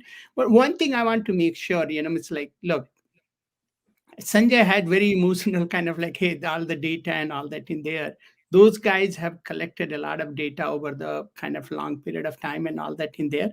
Even if you get your personal data and all that, you can get those, but you can't do much about it, because there was a rule put it in there. You can get personal data what they have collected on you now. They are supposed to give you, but not everybody is asking for it, but you can get that. But you can't do a lot about it. You can just say, yeah, where you are spending your money and all that in there, how much time you are spending. They're supposed to give you also now time and all that. But the thing is, like what he pointed out, which was very critical, that collective set of the data, that's like, that's where basically is like, you see, the money has not shifted, because money was wherever you are being spent. Now it's like the big guys getting like 200 billion plus. So you have whether Facebook or whether it's like Google and all that. Facebook, when it started, people were talking about how they will make money, and they knew that, hey, that's advertisement is where they are going to make money, and that's where they make. So you see that, the shift is happening in there. That's what we were talking about, where the wealth is shifting, where that surplus is shifting, it's shifting to them. But at the same time, one thing I want to make sure, it may not happen in the real, it's like in next few years, there will be regulation put into the place where a lot of things what is being done today you will not be able to do it, or even those company will not be able to, because the things once it get to the break point, then only the regulation comes. Because you see, the government is also is like, what is going to happen is like, as a more and more things started happening, more people end up society like doing suicide and all that in there. All of a sudden you will see that, because this place is not very nice place, the internet and all the data collections and all that in there, it's kind of going to create a challenge where you have enough of the people come in and say, you know what, enough is enough, let's start doing something about it. So something happened in the last, like if you look into their behaviors are changing a little bit, it will change. If you look into 10 years from now, what we are seeing right now, willy-nilly data collections and everything is happening, those things are not going to happen. There will be evolutions on those coming up. So, Mr. Pandey, one is the evolution part of it. Second is if you get a technology which can support whatever we are looking for. If the two things get married together, it moves forward pretty fast. And that is which I see is the blockchain technology. How far, how fast, how it will move.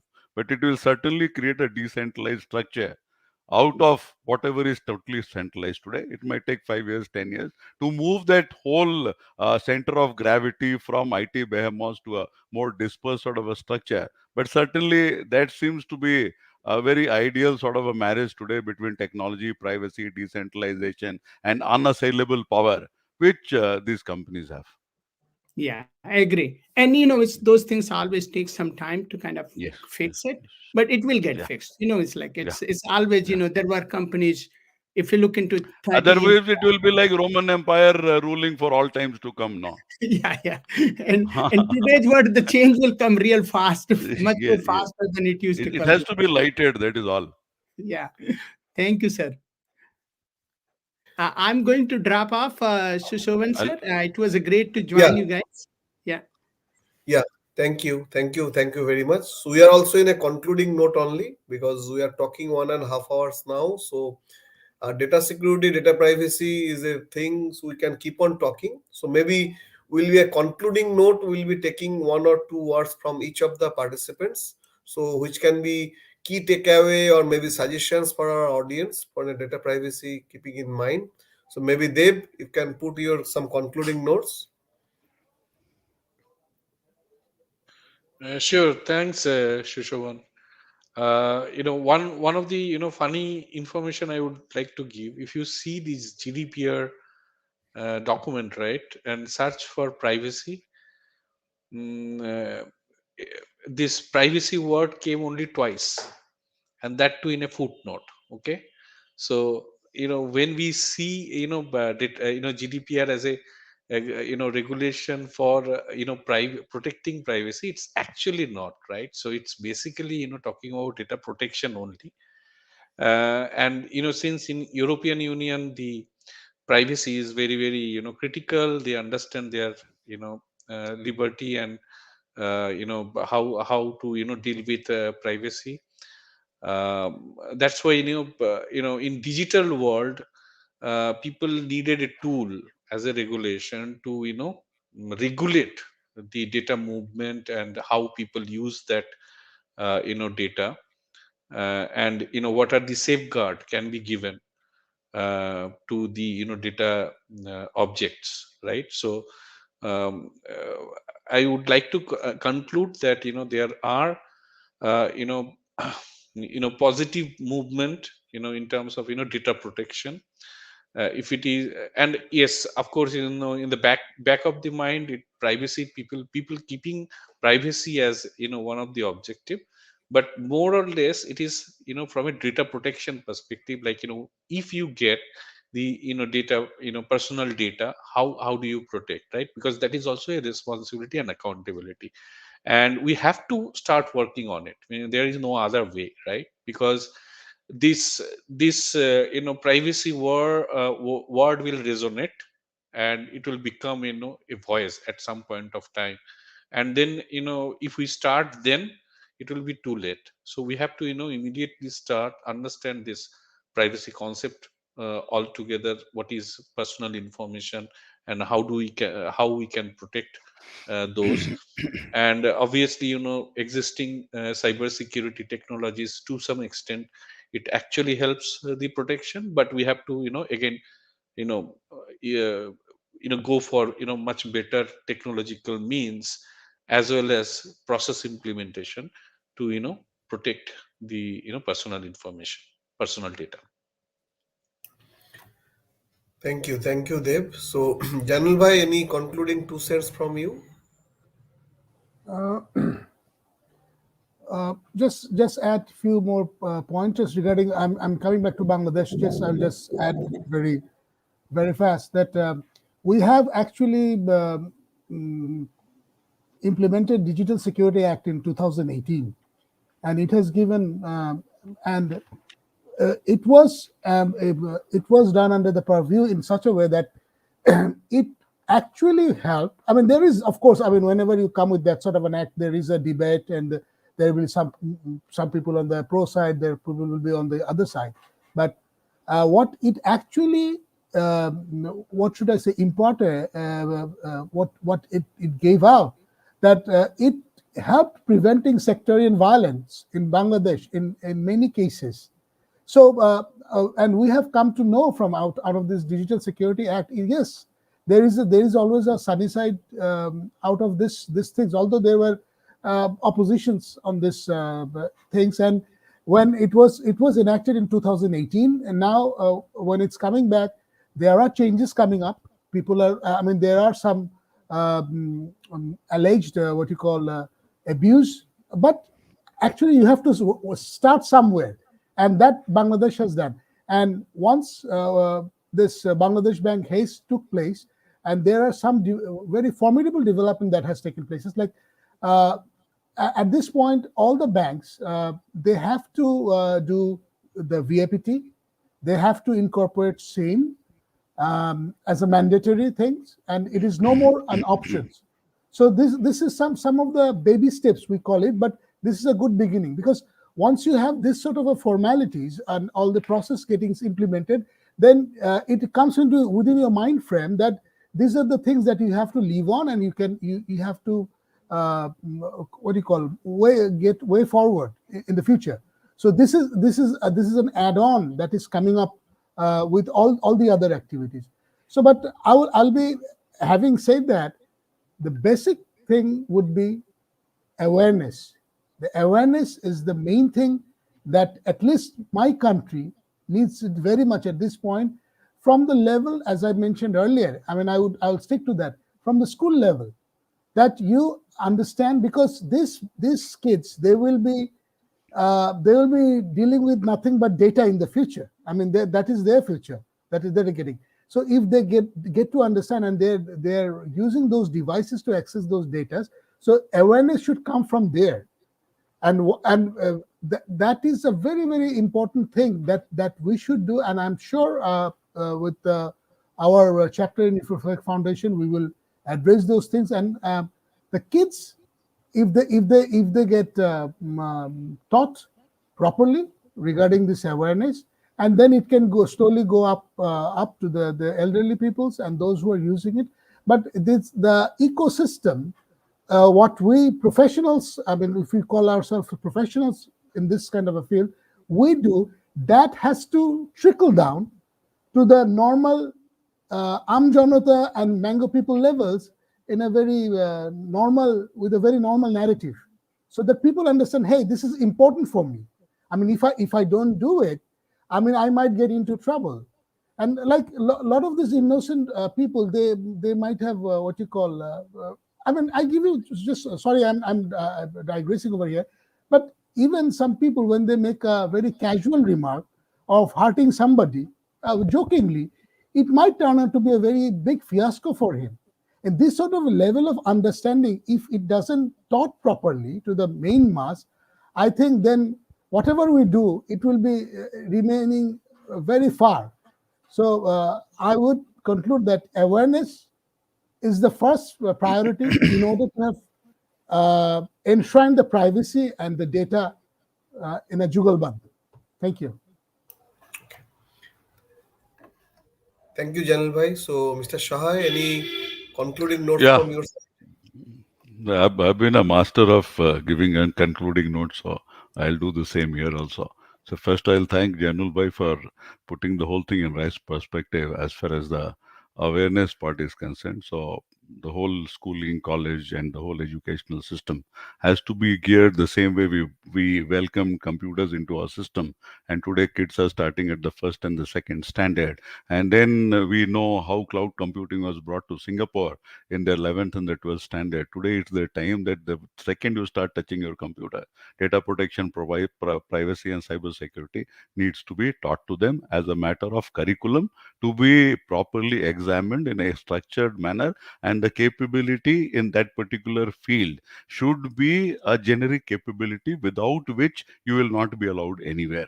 And one example in this I can give you: when I was working in Sudan as a part of the United Nations peacekeeping force, everybody out there, it has nothing to do with police or military or anybody, everybody had to clear the security exam.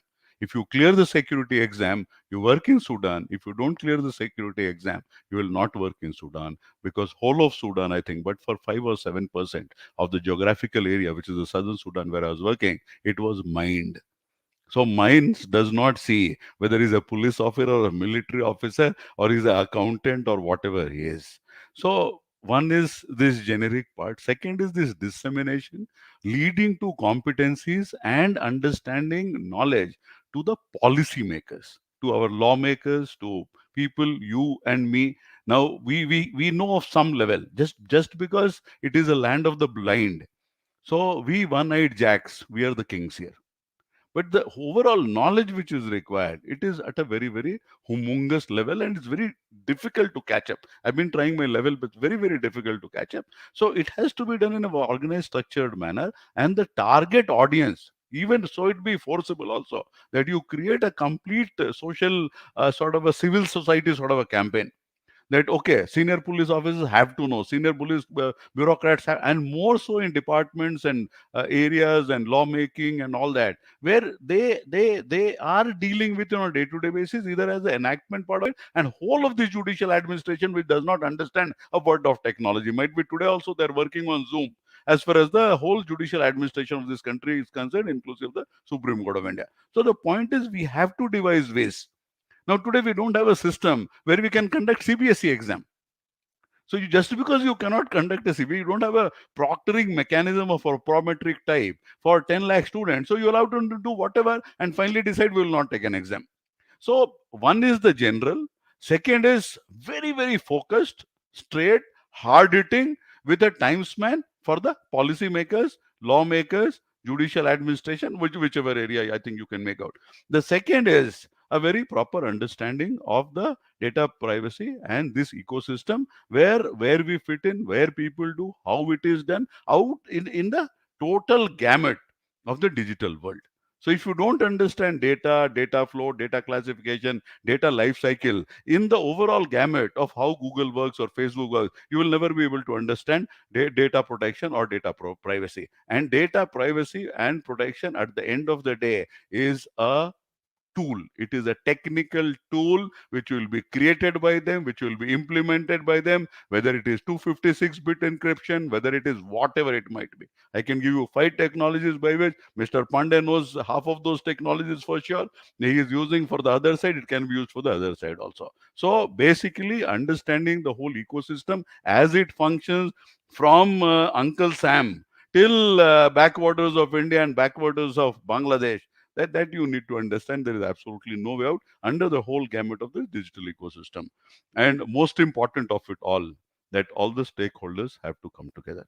Stakeholders will only come together if you have a charismatic sort of a person who has the capability of law, of leadership, of nation building, of technology, literally all those areas which become components of data protection and privacy. So he is the person or a group of persons who will finally lead the show and give you something very, very concrete. I presume that GDPR also would have been a part of the same exercise. So might be that is a very good beginning, and calling it a gold standard, I don't go by that. We are still in search of that elusive gold standard of data protection and privacy. So until the stakeholders are brought together, and we have been talking about what do you say, biryani and all that. So we also, in a very non-technical language, we call it as the sutradhar in Hindi. So you finally need a sutradhar. Yeah, you need that person who will make that garland out of those many things. But that vision has to be there. And I'll end up with one lecture which I attended a couple of days back by Dr. Tinku Acharya, who is one of the leading lights in computer vision and also a co-inventor of webcam and has some few hundred or 150 odd patents against his name. So he showed something, one picture and all that. Is a very nice sort of a statue.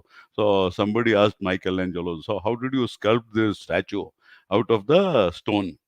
He said, no, I had this statue in my mind. I knew the statue. So whatever extra was there, I cut it off. Thank you. Wonderful, wonderfully concluded. Thank you, everyone, all the panelists, speakers, all the attendees for joining this session. As we are becoming very philosophical, Pritam has said, he talked about Schopenhauer. So maybe I'll also try to refer Dickens, because he said in City of Two Tales, he's talked about there will be good times, there will be bad times. So it is about us, which one we are going to use. So there will be scary things, there will be issues. But as we all are talking about awareness, our consciousness, more and more, we all, as an individual, as an enterprise, government, and society and community put together, more and more will become conscious. So this kind of sessions, this kind of webinar sessions, we are trying to bring that consciousness among all of us. So then only maybe we can land up to that good time. So thank you very much, all of you. Thanks Good a lot. night. Thanks Thank a you lot, very much, Sushoban, Thank and you. thanks a Shobana. lot, all of you. You have been a very nice, great band of panelists, friends, and colleagues. Thanks you. Hope I catch up with you in the near future, and inshallah, take Thank you care. very much for your good words. Thank, Thank thank you. you, thank you, thank you. Thank you very much. Thank you. Thank you.